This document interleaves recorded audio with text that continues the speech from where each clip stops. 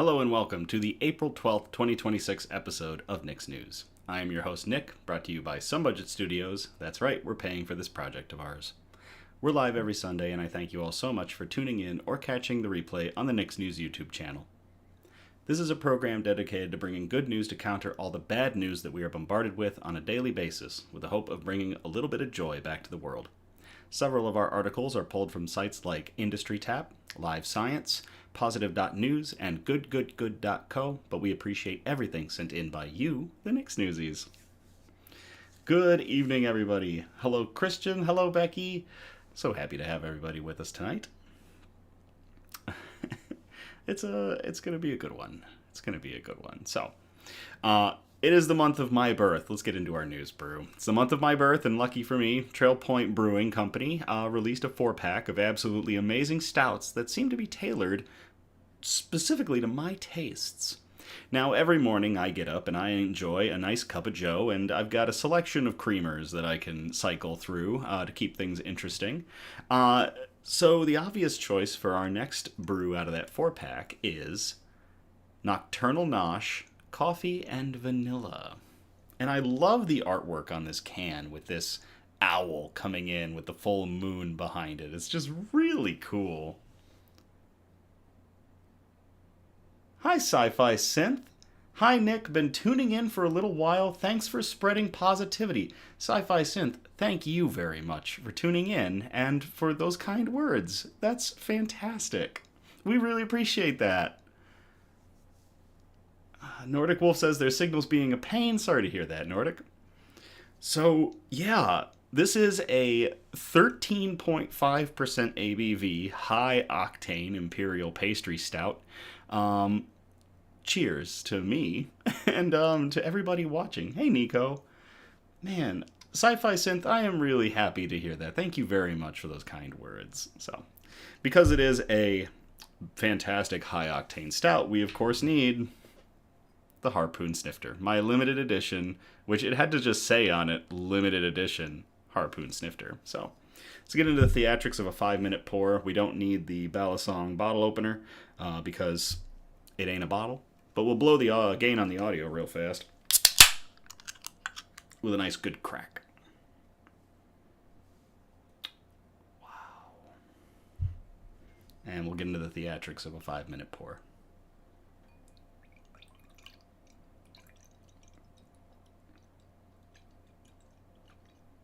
I had an unbelievable stout over the weekend. New Holland Brewing comes out with a version of their Dragon's Milk stout called Triple Mash, and it usually clocks in at an astoundingly high and ridiculous 17%. They just did a special... Oh, the coffee on... Oh, the vanilla! Hello there! So, it's black as can be. But that beer from New Holland, so they just came out with a new bourbon release. They came out with a maple bourbon. I got to try it, and I might give it another try and pick up a bottle. I don't know yet. But they did barrel age the triple mash in the maple barrels. And the flavor of maple is something that I absolutely adore. So...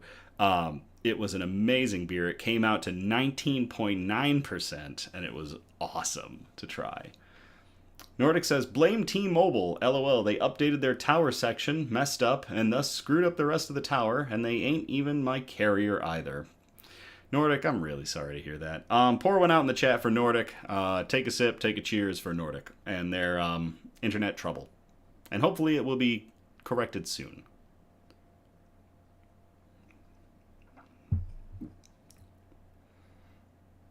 Wow. Whoa. I could have drank that this morning to wake up. Holy crap. That's high octane and just straight coffee. Oh man, that's the stuff I drink when I go hunting. Just the blackest coffee possible. With a little bit of creamer. Dirty Rogue says, as the kids say, sip sip. All right. Shoutouts. Let me tell you a thing or two about Speak Geek voice acting. In the world of voiceover, Anthony can be anyone, be it hero or villain, prince or pauper, shy guy, or the exuberant life of the party. Contact him if you need character voiceover, corporate voiceover, including IVR and voice on hold, or commercial voiceover. Anthony says, let's work together so we can give your project the voice that it deserves. To Speak Geek voice acting, cheers.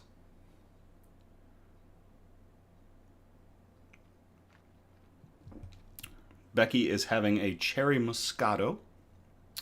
Very demure. News quote.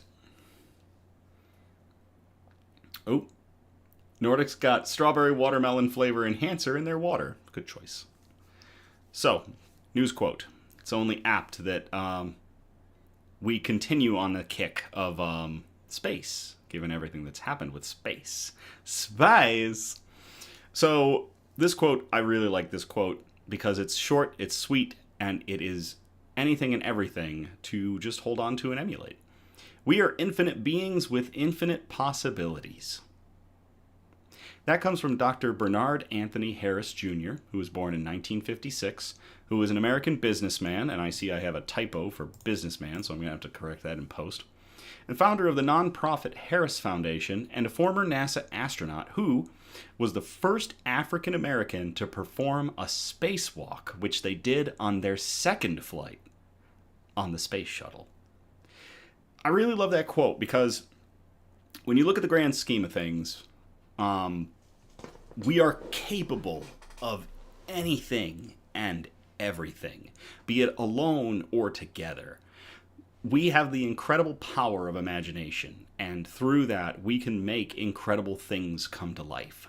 So, we are infinite beings with infinite possibilities. Thank you for that one, Dr. Bernard Anthony Harris Jr. Cheers. Christian's got Smirnoff Ice Blue Raspberry. Fantastic. And I saw a synth, Sci-Fi Synth asked, thoughts on Angry Orchard? So back in the day when I was a young man, I can't tell you how much Angry Orchard was consumed, but it was a copious amount. And my favorite was that Angry Orchard would come out with variety packs. And they really were, like, there was also Woodchuck. I think back then the big two for ciders were Angry Orchard and Woodchuck. And there was a third one in there, but they never really had a lot of variety. And I found myself drinking a lot of Angry Orchard at the time. And especially, like, I think they had an elderflower. And that was one of my favorites of all time from them. I haven't seen it in a while, so I don't know if it's still in rotation. But Angry Orchard, I mean, if you want to drink a absolute metric crap ton of sugar, and you have the metabolism to process that on top of the alcohol and not get that sugar headache, I don't know if I personally am capable of that anymore, but I have never really had problems with Angry Orchard. I enjoyed it when I was younger. Maybe I'll pick some up and give it a try, especially if I can find that elderflower one. If that one's still out there, like, I'll grab it and I'll try it again. Nordic says, Angry Orchard is dangerous because it doesn't taste really like alcohol. That is correct. It does not. There's just so much sugar. And sometimes those are real difficult for folks to process. Back then I used to be able to. Now I'm pretty sure my metabolism has slowed down a little bit, and my liver does not like to do, it doesn't like to multitask. Nordic used to mix theirs with Sprite, so you would make it worse. Oh, God. Oh, man. I think I felt my pancreas, shut down for a moment there thinking about that. All right. Bug update. There's another chirping cricket. There's always a risk when you take care of anything that eats crickets. or other bugs for that matter. When you raise pet friends and you want them to be healthy, you want to feed them healthy meals. And that means you're eventually going to start raising those meals to control what's going into them, which controls what's going into your pet friend. Now, my pet friends happen to be 4 scorpions. So that means that I'm feeding them invertebrates, which means I'm raising the invertebrates that I'm going to feed to other invertebrates because I want to control what is going into those feeders. It's not that I don't trust like Petco, Pet Supplies Plus. I actually pick up crickets from Pet Supplies Plus to add more breeding stock if mine gets low.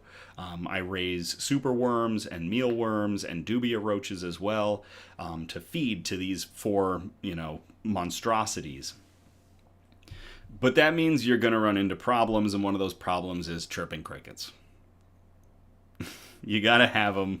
They're going to keep the population going, but they're going to make a ton of noise.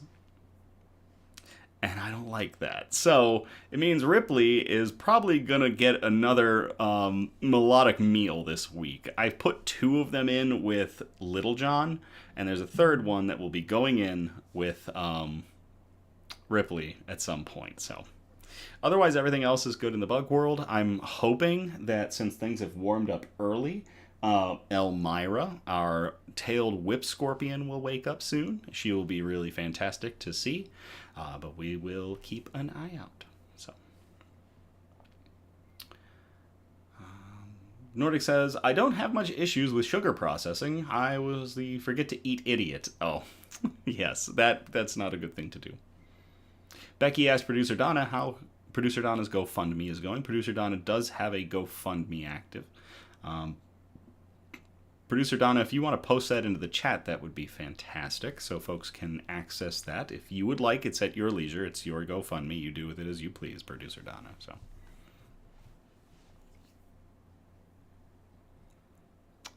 to the bugs. I always forget it's reversed. To that bug right there. Sup, Little John? That right there is our Emperor Scorpion, Little John, in the background.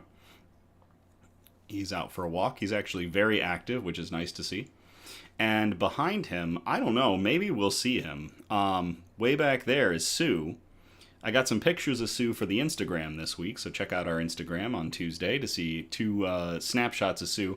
He usually likes to hang out in his burrow, but I'm hoping at some point he comes out because he is a unit. He is a huge Asian forest scorpion, and he is impressive, to say the least. So I'd love to see him come out.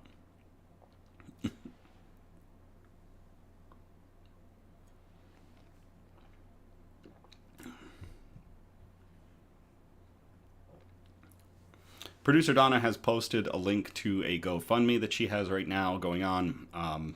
Every little bit helps. We thank you all very much. Let's get into our good news. Our broadcast is broken up into 4 major categories, and those categories are science and technology, health and medicine, flora and fauna, aka plants and animals, and wholesome notes, the really nice touchy-feely articles that we like to finish out the episodes on. So we're going to start off in category 1, science and technology. We've got 1 article in here, and we called it, You've Probably Never Heard of This Before, because we sure hadn't. So I will copy and paste this article in the chat if y'all want to check it out at your leisure. And as a reminder, all of the links to our articles can be found in the descriptions of this video if you want to check them out. We implore that you do so that these sites can continue to get traffic. Don't just take me reading them for it. There's plenty of good news on these sites to check out. So add these to your weekly good news rotations if you want to, get some pick-me-ups from the ridiculousness that we're hit with every day. Japan just switched on Asia's first osmotic power plant, which runs 24/7 on nothing but fresh water and seawater. This was published to ZME Science on April 3rd of 2026 by Tudor Torita. On a humid morning in Fukuoka, in Fukuoka, a coastal city in southern Japan, a new kind of power came online. Japan has launched Asia's first osmotic power plant, which generates electricity by mixing fresh water with salt water. It's a meaningful plan, the start of a plan, perhaps, in our response against climate change, said Kenji Hirokawa, director of the Seawater Desalination Center, which runs the facility, as per Gizmodo. Fukuoka's plant is only the second of its kind worldwide, following one in Denmark that opened in 2023. Japan's version is larger and marks a step toward I apologize. It marks a step forward for this little used but promising renewable energy source. The plant will generate about 880,000 kilowatt hours of electricity per year, enough to help run a nearby desalination facility and supply around 220 homes. That equals the output of 2 soccer fields of solar panels, but osmotic power keeps running day and night in any weather. Osmosis is the same process that helps plants draw water from soil and allows our cells to stay hydrated. Put simply, it's the movement of water from one area with low salt concentration, like fresh water, to areas with high salt concentration, like seawater, through a special membrane. Osmotic power plants put this passive movement to work. Fresh water, or treated wastewater, is placed on one side of a membrane. On the other side is seawater, made even saltier by concentrating leftover brine from the desalination process. The difference in saltiness puts the fresh water across the membrane, increasing the pressure on the saltwater side. The pressure is then used to drive a turbine, generating electricity. It is also noteworthy that the Japanese plant uses concentrated seawater, the brine left after removal of fresh water in a desalination plant, as the feed, which increases the difference in salt concentrations and thus the energy available. Professor Sandra Kentish, a chemical engineer at the University of Melbourne, told The Guardian. The process is completely renewable. It produces no carbon dioxide. And because oceans and seas are virtually boundless for this task, osmotic power is a stable source of electricity generation that can operate 24 hours a day for every day of the year, Hirokawa told NHK, translated from Japanese. For something that sounds so elegantly simple, osmotic power has been stubbornly difficult to scale. While energy is released when the salt water is mixed with fresh water, a lot of energy is lost in pumping the two streams into the power plant and from the frictional loss across the membranes. This means that the net energy that can be gained is small, said Kentish. The breakthrough moment arrived back in 2009, when the Norwegian energy firm Statkraft unveiled one of the world's first prototype osmotic power plants. The 4-kilowatt demonstration facility showed that mixing fresh and salt water could indeed be harnessed to produce electricity. But despite the proof of principle, high costs kept the technology confined to laboratories and small pilot projects. The challenge lies in efficiency. Pumps use a power to move water into the system, and membranes can slow things down due to friction.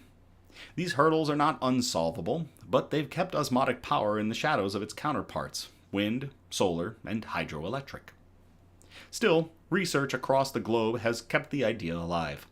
In addition to Denmark and Japan, pilot projects have cropped up in Norway, South Korea, Spain, and Qatar.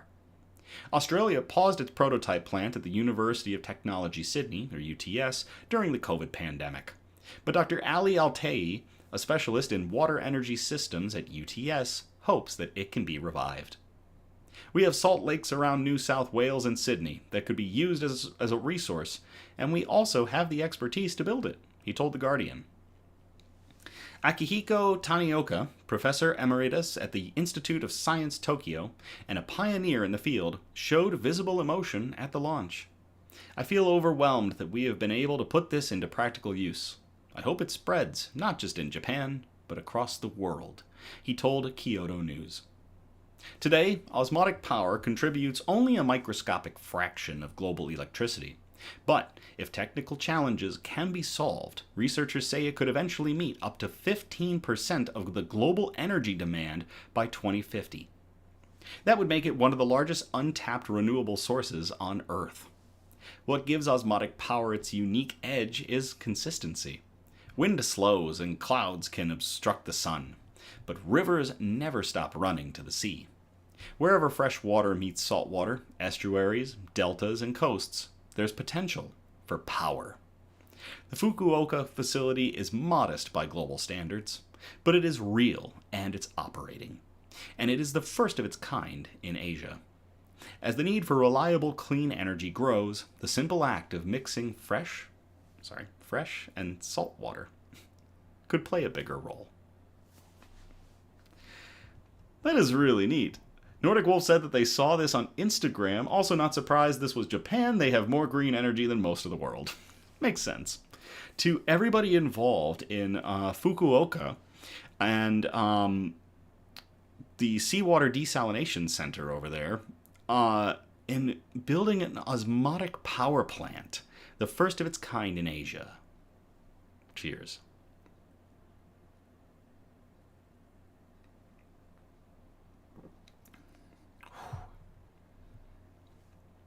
I'm going to be done with this stream by 10 o'clock. I'm going to wake back up because of this coffee beer. Jeez. It's strong. It's very strong.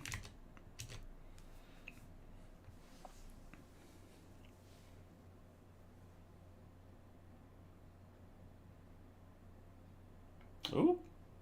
I think Little John might have caught something back there. I just saw his tail, like, waving in the air like he was maybe gonna sting something. He might have something in his claws right now. He's gone digging. I won't get up to check anything out, I promise. Gosh, we were just talking about adult ADHD last episode. Nordic, I can assure they also built in animal paths too and avoided damaging migration paths. I can bet that. Alright, that's going to get us out of science and technology. We're going to move on to category 2, health and medicine. And we've got 2 articles in health and medicine. If Charlie comes in before we get to that second health and medicine article, they can yell at me about my Spanish translations. So hopefully Charlie will show up. Actually, a shout out. I know that it is my brother Eric and Charlie, their son Arthur. It's his birthday today. So Charlie might not be joining because they are celebrating Arthur's birthday. Happy birthday to Arthur. Cheers. Becky said, wake up and get drunk again. Dirty Rogue followed it up. That's called a second wind, Becky. All right. So this first article for health and medicine we called, for the 400,000th time, go touch some grass. I will copy and paste this into the chat if y'all want to check it out at your leisure.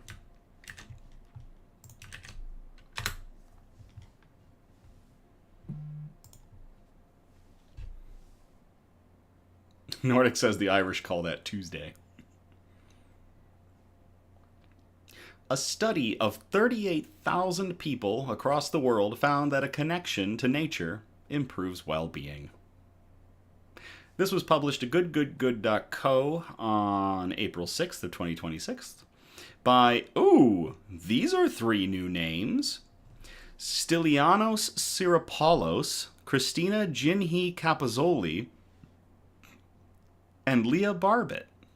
I am not familiar with those 3 names to goodgoodgood.co. Usually we've just got Megan and Cameron, but we got some new folks. Fantastic. All right. When life feels overwhelming, many people instinctively turn to nature.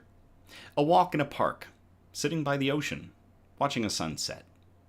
Is this just a pleasant feeling, or is there something deeper at work? A multitude of studies have linked spending time in nature with different aspects of mental health and wellness.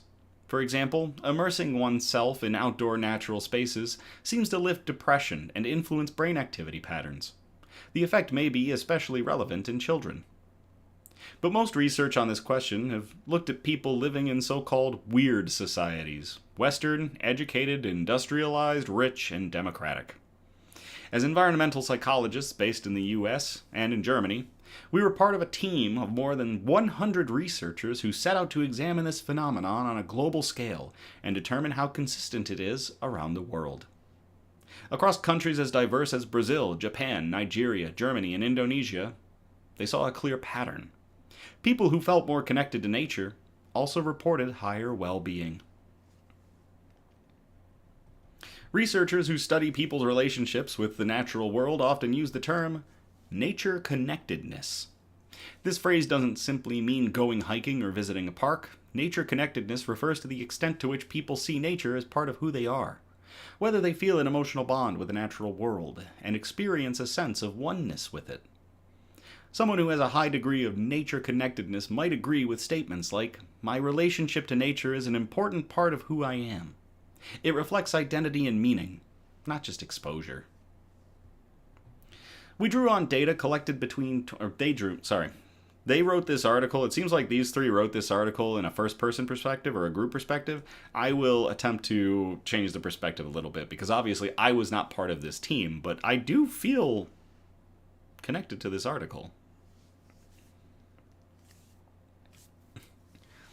They drew on data collected between 2020 and 2022 from more than 38,000 participants through a large international collaboration that was established to gauge how people responded to the COVID-19 pandemic. I'll tell you how a lot of people responded. Not well. Participants came from 75 countries and were on average in their teens, 20s, or 30s. They completed questionnaires that explored the link between people's bond with nature and several aspects of well-being. The questionnaires probed people's sense of purpose in life, their feelings of hope, life satisfaction, and optimism, their sense of resilience, and their ability to cope with stress they felt, as well as whether they practice mindfulness as they go through their everyday life. Across this large international sample, this group found that people who felt more connected to nature consistently reported higher levels of well-being and mindfulness. This was true not just for feeling satisfied with life, but also for deeper aspects of flourishing, such as having a sense of direction and meaning. And these associations held even when accounting for age and gender. They also explored whether specific characteristics of a country strengthen the benefits of feeling connected with nature.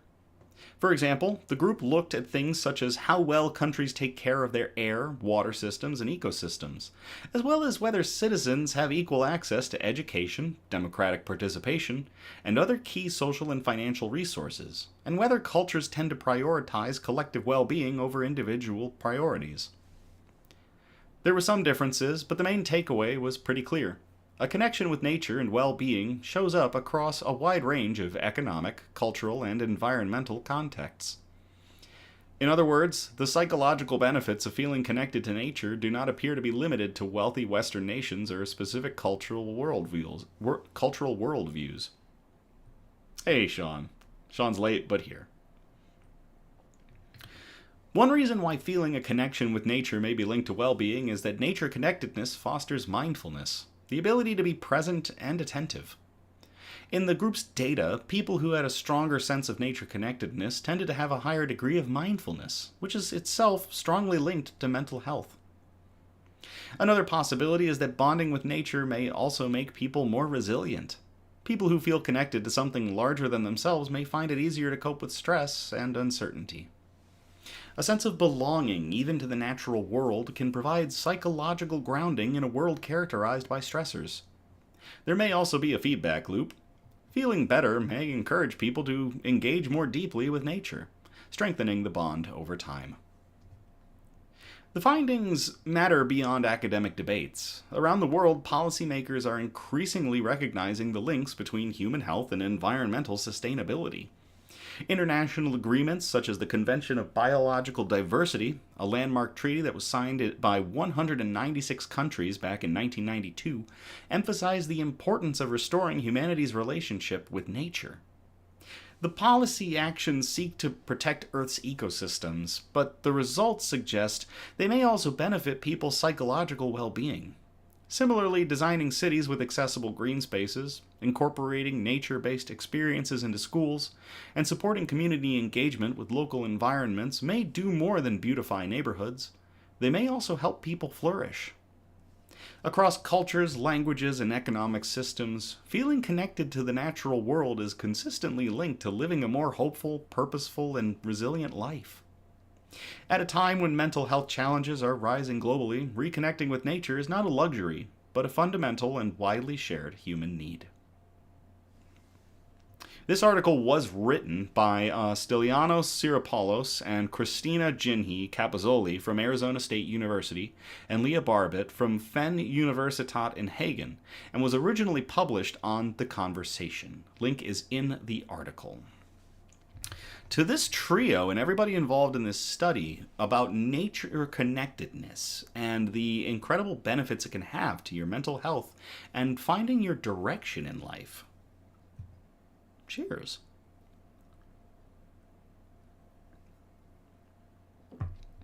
I will say that I experience a level of nature connectedness. I have filled my home with as much nature. Actually, I could probably fill it with more nature. But right now, kind of just working with the nature that I've got. Coffee plant, scarlet star, Thanksgiving cactus, 4 scorpions, all of the feeders to feed them. I've got a ton of plants out in my living room. I've got a lucky bamboo that's like taller than I am, which isn't difficult, but it's pretty tall. Pretty much just surrounding myself with nature in my own home and going out into nature when I can. Hey, Tesla Tree Service. Heart trees. I love that. So there is something special to nature connectedness. Recently, the nature preserve that I go walking through opened back up, and I took a walk for the first time this year through it. I saw 2 koi in this giant pond that they've got. I saw a herd of deer, and it was really just something else to be walking along the trails again. So there really is something to touching grass.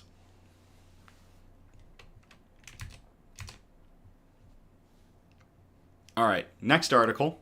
And this is the one where if Charlie is not watching, I know Charlie will watch the VOD and will message me afterwards just thrashing me about my Spanish pronunciations.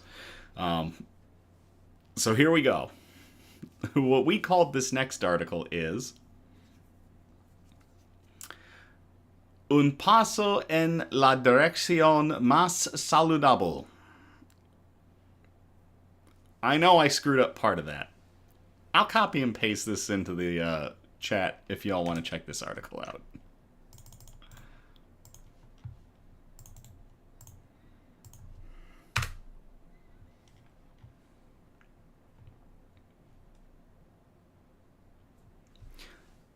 Mexico moves toward a historic universal healthcare system. This was published to Be Latina on April 10th of 2026 by Be Latina Daily. There's Tim laughing at me. Hey, Tim.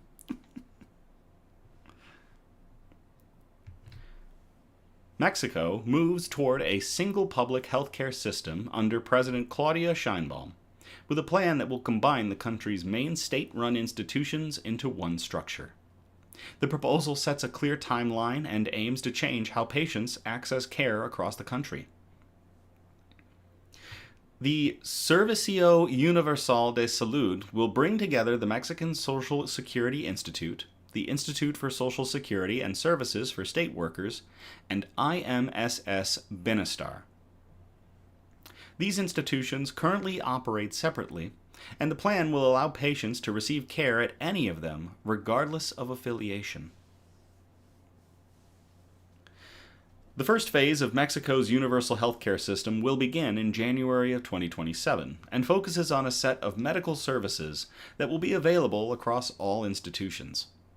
Emergency care, hospital stays, high-risk pregnancies, heart attacks, strokes, breast cancer diagnosis, ongoing treatment for cancer and kidney disease, and vaccines will all be included. Simply put, any person in Mexico will be able to seek care at any public institution and receive attention.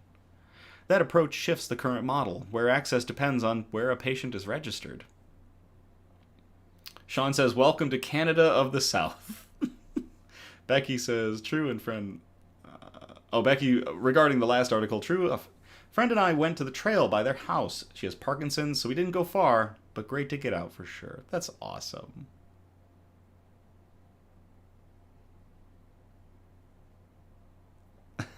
Nordic says, what vague bits I remember, you're pronouncing decent. Little strong on some, but yeah, thank you, Nordic.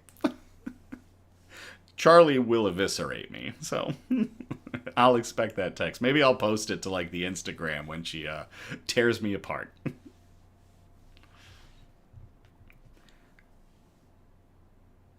Where were we?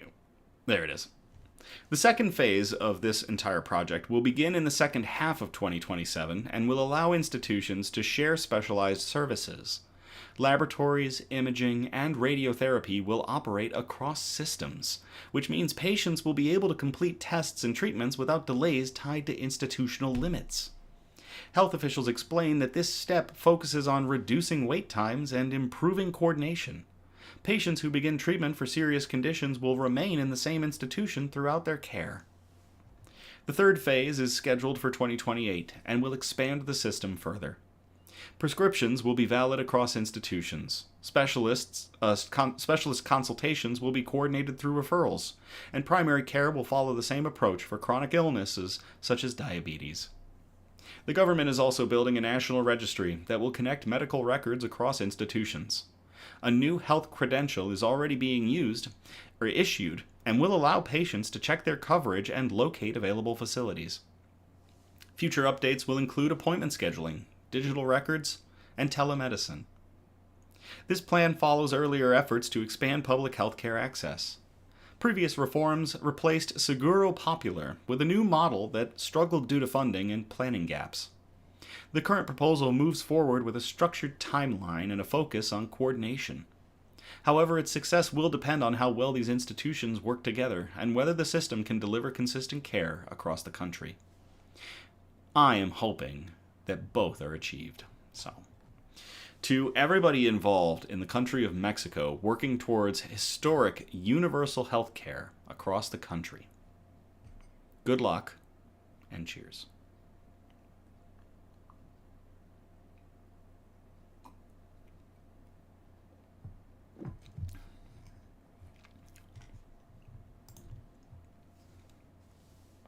Sean says, oh look, a health campus network? Gee, that feels familiar.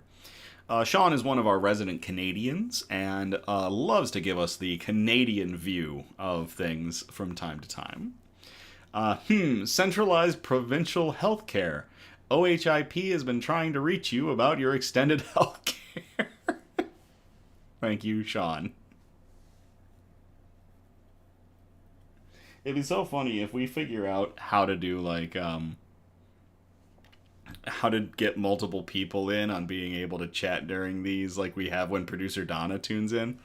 We should definitely have producer Donna and Sean come in with like the Canadian perspective.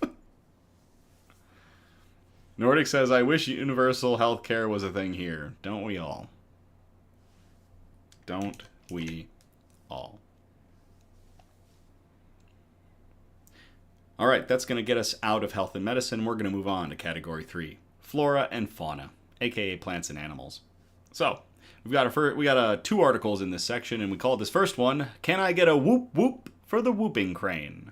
And this one was sent in by Cassidy. So Cassidy, thank you very much. Give me some whoop whoops in the chat for the Whooping Crane. And I will copy and paste this article in there if y'all want to check it out.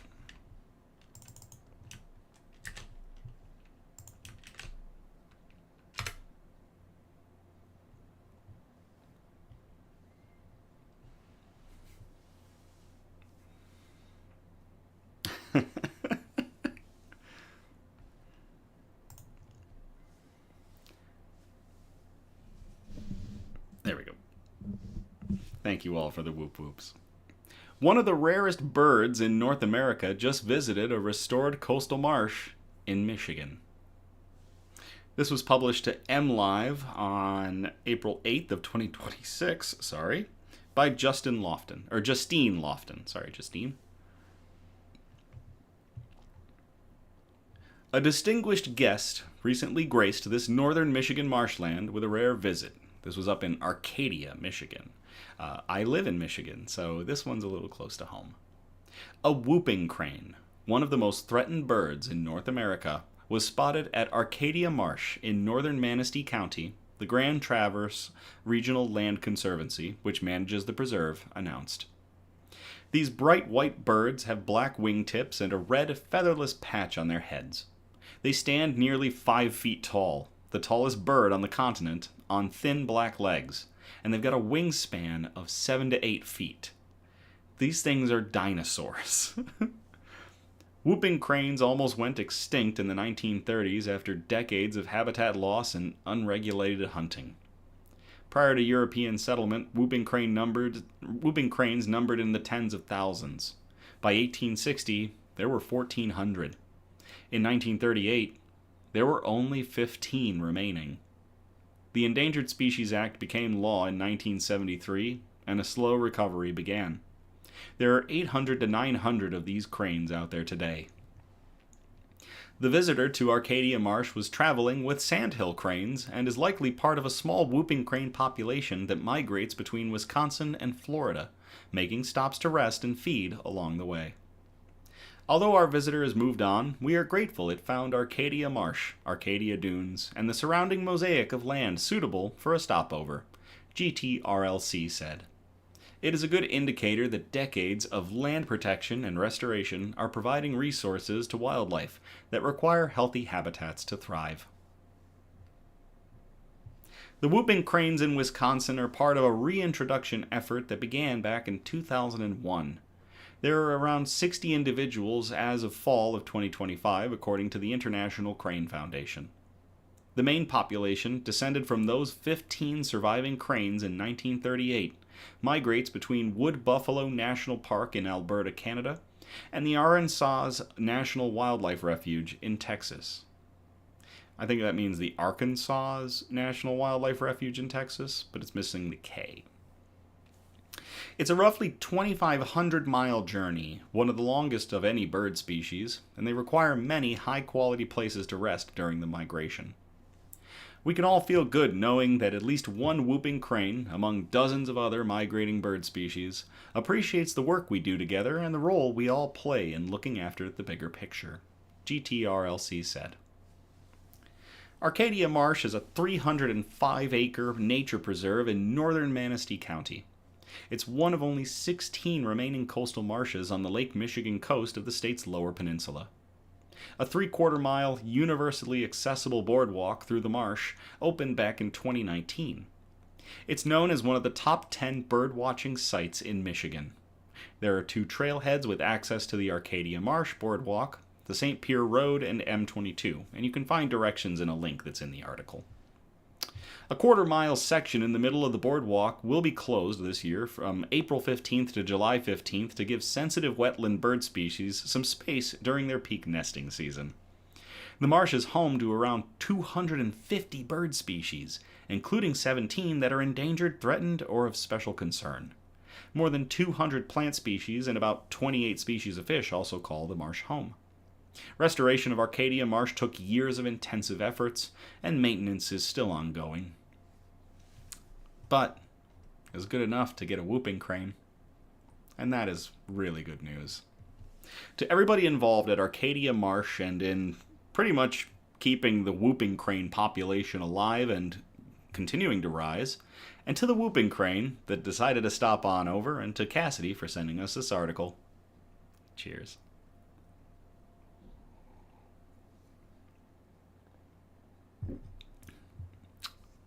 Charlie has hit the chat.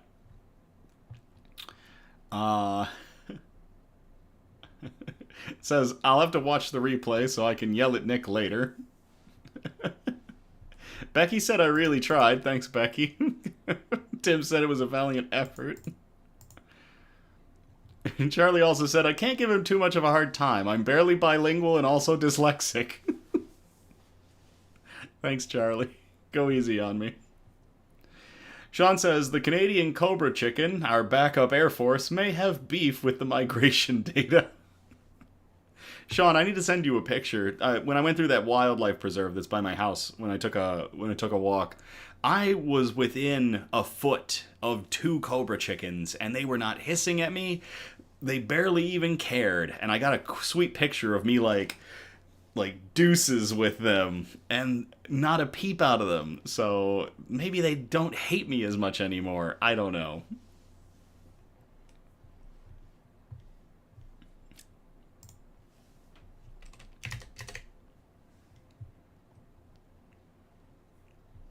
All right, our next flora and fauna article we called Bottom Trawling Gets Deep Sixed. I'll copy and paste this into the chat if y'all want to check it out.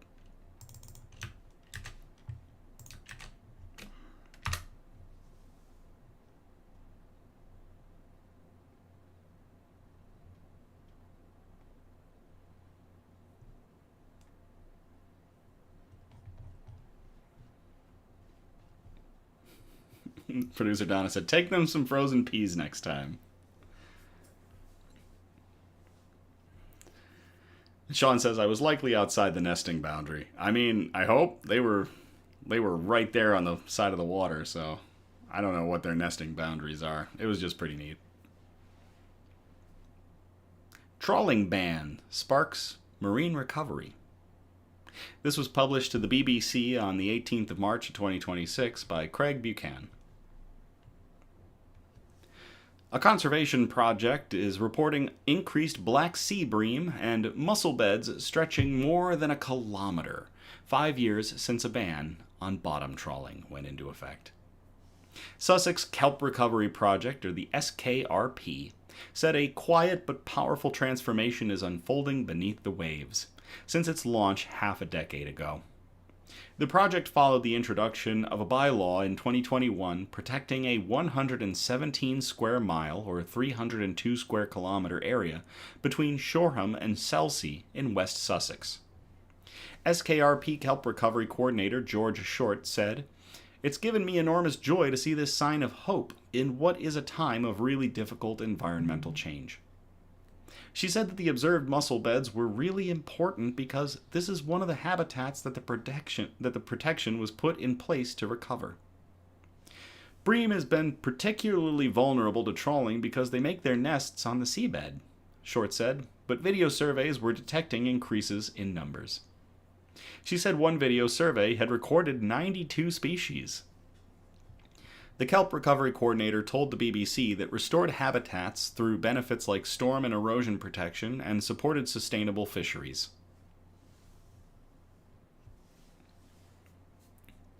According to Sussex Wildlife Trust, 96% of the country's kelp forests present in the late 1970s had disappeared by 2019. The Sussex Inshore Fisheries and Conservation Authority, or the IFCA, nearshore trawling bylaw prohibited bottom trawling in the designated area, which the trust said gave habitats the breathing space they need to recover. Sussex IFCA said that it had actively enforced and monitored the impact of the bylaw, and that compliance with the bylaw has been very good. Short said the project had received a lot of reports from local fishers and local freedivers that had fed into their research and monitoring. Dr. Ray Ward, reader in environmental science at Queen Mary University of London, said rewilding doesn't happen overnight, but that seeing increases in a commercially important species like the black sea bream through our underwater video surveys is a promising start. To everybody involved with banning seabed trawling, or in this case, it's bottom trawling, and to all of the different organizations that are pushing for the end of that practice and for giving these ecosystems a chance to regrow. Cheers. I'm not much of a bottom trawling fan.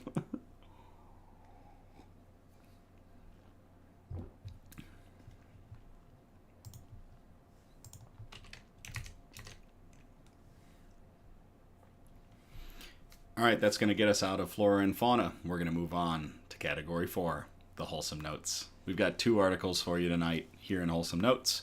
I love both of them. I think they're great opportunities. Well, I think the first one is a fantastic opportunity to be emulated by so many other institutions.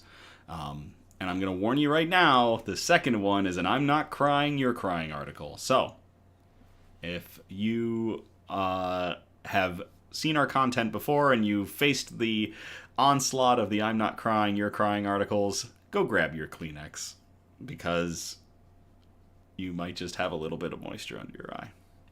But I'll get into our first article in the Wholesome Notes, which we called Stepping Up to Answer 338 Prayers. And I will copy and paste this into the chat if you all want to check this one out. And again, as we come into the closing, all of the articles are in the description of our video if you want to check them out at your leisure. Virginia megachurch donates $1 million to wipe out rent for 300-plus families and keep them from being evicted. This was published at goodgoodgood.co on April 9th of 2026 by Cameron Baker. When the mayor of Alexandria, Virginia, Aaliyah Gaskins, discovered that the agency overseeing the city's public housing owed $1 million in back rent, nearly 450 tenants suddenly faced eviction. I was curious how much did people owe, and I learned it was everything from $50 to some owing close to $30,000, Gaskins told NBC Washington. My concerns was what happens next.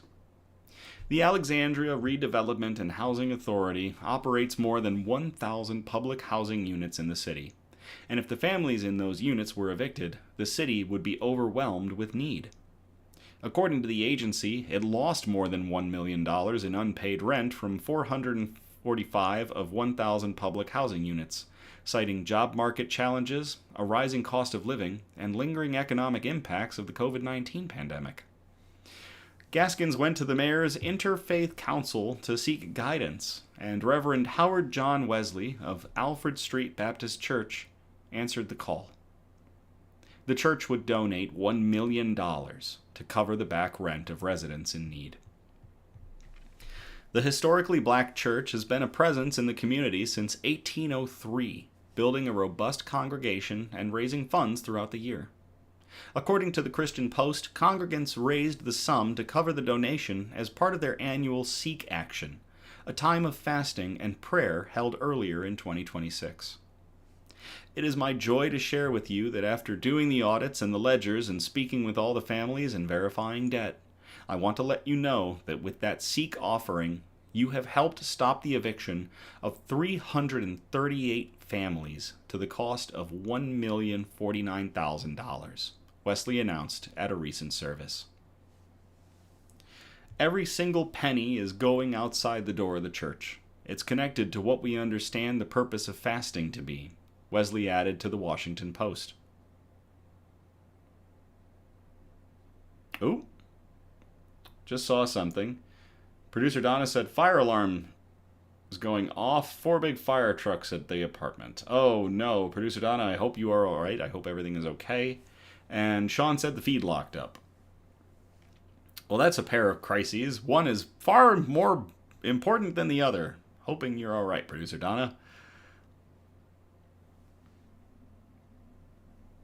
We will... Oh, I misread that. I thought there was a typo in there. There is no fire alarm. It's just weird that there's 4 big fire trucks outside. All right. Is the feed locked up for anybody else? We do all of these live, so just want to see if the feed is locked up.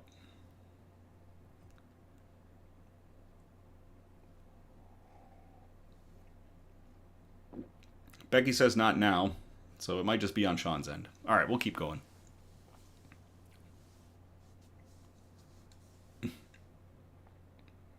Producer Donna says we now have 6 trucks and no alarm. It's getting worse. Alfred Street... I'm all flustered. Here we go.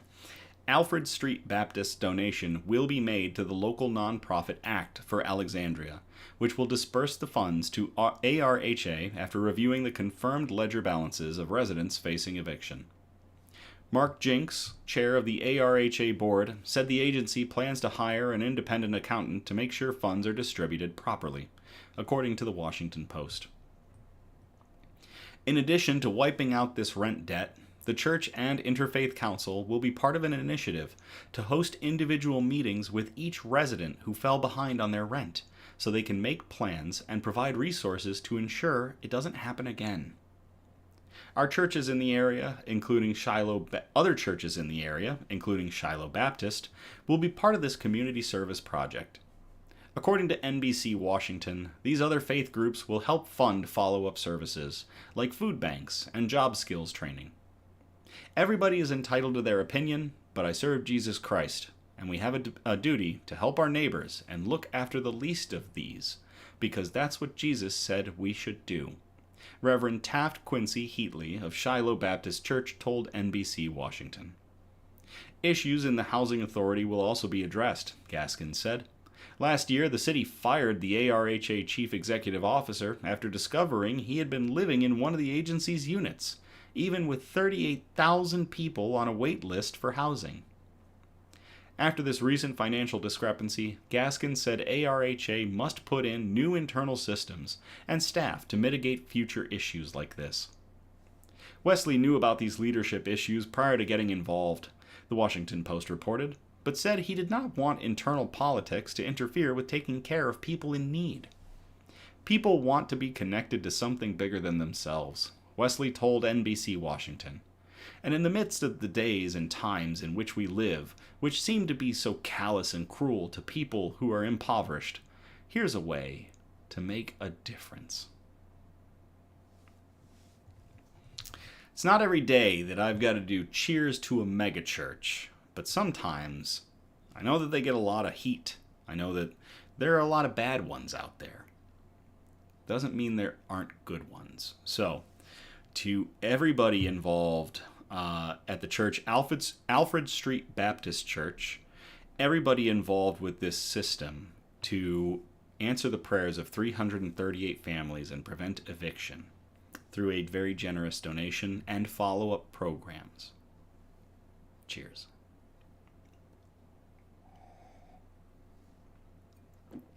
And amen, as per Becky.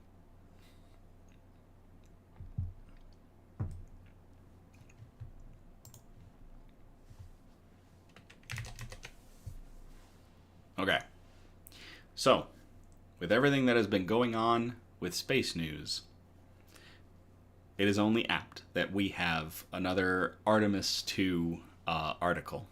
And this is the I'm Not Crying, You're Crying article. I also wanted to call it, In Space, Everyone Hears Us Cry. So, grab your tissues, strap in.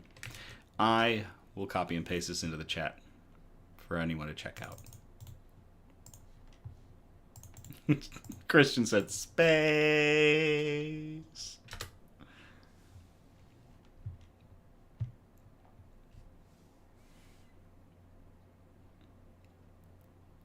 Thank you, Becky. Becky said, good one, Nick. I appreciate that. We all pretty much broke down right there. Inside the Artemis 2 astronaut's emotional moment near the moon. This was published to space.com on April 9th of 2026 by Mike Wall.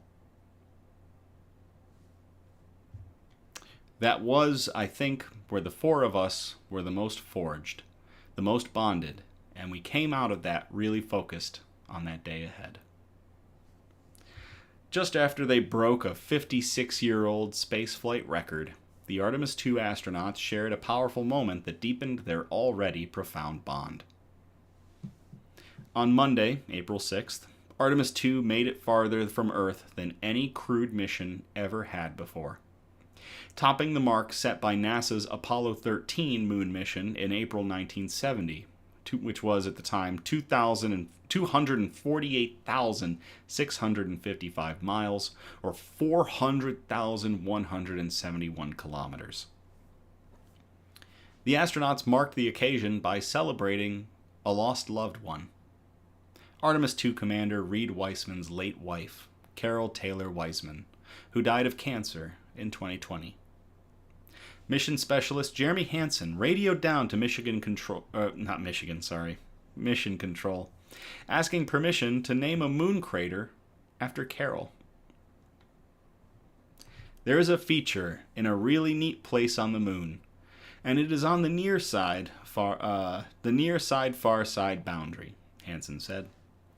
In fact, it's just on the near side of that boundary, and so at certain times of the moon's transit around Earth, we will be able to see this from Earth. He added, it's a bright spot on the moon, and we would like to call it Carol.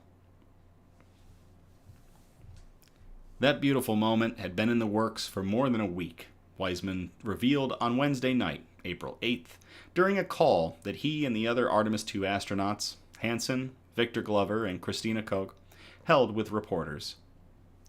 My crewmates approached me when we were at Kennedy in quarantine, Wiseman said, referring to NASA's Kennedy Space Center in Florida, the site from which Artemis II launched back on April 1st.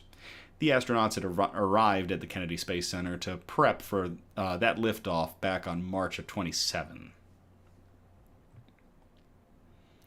They said the three of them had talked, and they would like to do this, he added. That was an emotional moment for me, and I just thought that was just a total treasure, that they had thought this through. They had thought through this, and they had offered this. Wiseman gave them his approval, but he had one request. I can't give the speech, he said. I can't give the talk. And Jeremy, the kind of guy he is, he said he would do it. And it was getting emotional there. Wiseman said he really lost it when Hansen spelled out Carol's name for mission control on Monday to make sure the crater would be properly identified. I think for me, that's when I was overwhelmed with emotion, Wiseman said. And I looked over and Christina was crying. I put my hand down on Jeremy's hand as he was still talking. It was right there on that rail, and I could just tell he was trembling, and we all pretty much broke down right there. That was the pinnacle moment of the mission, for him personally, Wiseman said. That was, I think, where the four of us were the most forged, the most bonded. And we came out of that really focused on that day ahead, he added. And that was a very busy and remarkable day. The astronauts flew around the far side of the moon on Monday, seeing some areas that had never been viewed by human eyes before. They were also treated to a celestial marvel, witnessing a total solar eclipse from beyond the moon. The flyby also charted the astronauts' journey home as lunar gravity slingshotted their Orion capsule back toward Earth. The quartet arrived home on Friday evening, April 10th, with a splashdown in the Pacific Ocean off the coast of San Diego, which, as of the taping of this episode, they splashed down. They splashed down successfully. They were all right. Everything went swimmingly. So it was absolutely fantastic. I just remembered that this article was written on the 9th. They came back on the 10th. So all has been well. The Artemis II astronauts were already close before Carol Crater was a thing. Far before launch, in fact. They were selected for the mission back in April of 2023.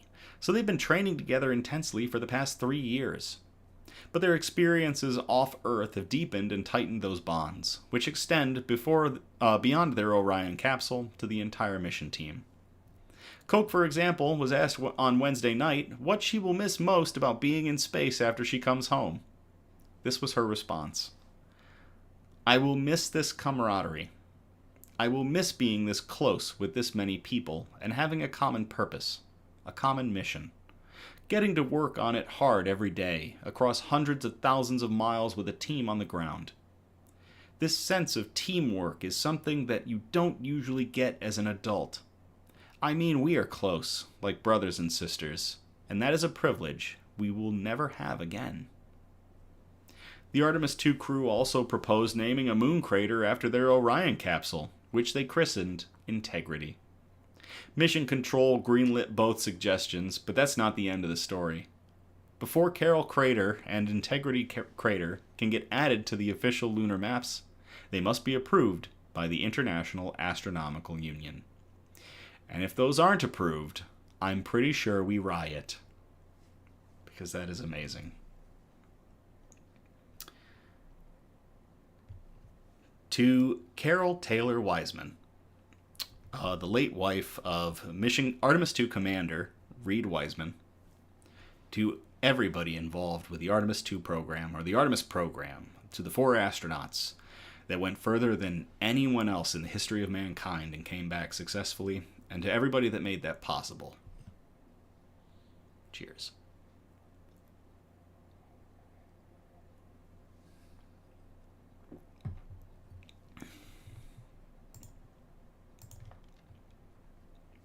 I'm not crying, you're crying.